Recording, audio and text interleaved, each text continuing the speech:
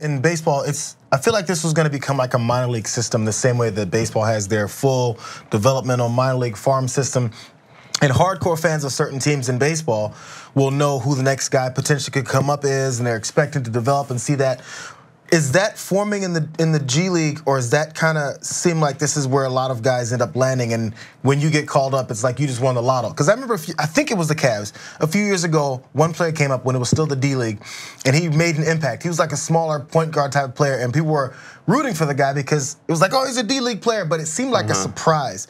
Are there any guys currently in the G League that, if you're a follower of, I don't know, Golden State, not that they need anyone, but just threw that out there, that their G League team, they're like, oh, this guy's next one, he's almost here, can't wait to have him up. The same way we do in baseball. Is that who are the top guys that are about to come? In terms of those kind of guys, I think most of them would fit under two-way players because they're actually within an NBA organization and they can actually just spend time progressing and developing with the G League team while still being within that organization. I actually sent a list to Rick about a half hour before we started recording this about the top 15 players in the G League. But if we're talking about two-way players, some guys that come to mind for Chicago Bulls, Antonio Blakeney, who is currently a two-way player. He actually looked. Did he go to Louisiana State, Dakota? Yes, he actually played with Ben Simmons. I think he was in Ben Simmons' college class, high school recruiting class.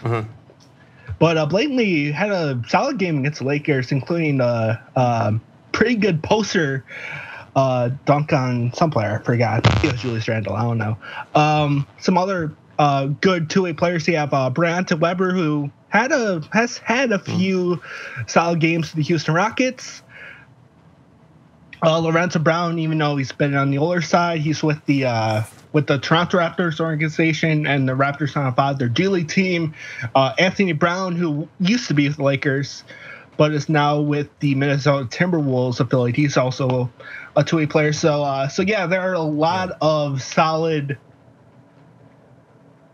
current two-way players that could, I think, potentially make an impact in the NBA. Okay, cool. I remember Briante Weber from, I believe it was VCU, and he had some good games with the Memphis Grizzlies a few years back. So it's good to see that his name is still in the NBA circles. All right, Dakota Schmidt from Ridiculous Upside joining us here on TYT Sports. We appreciate it, man. Thank you very much. Stay warm. No problem.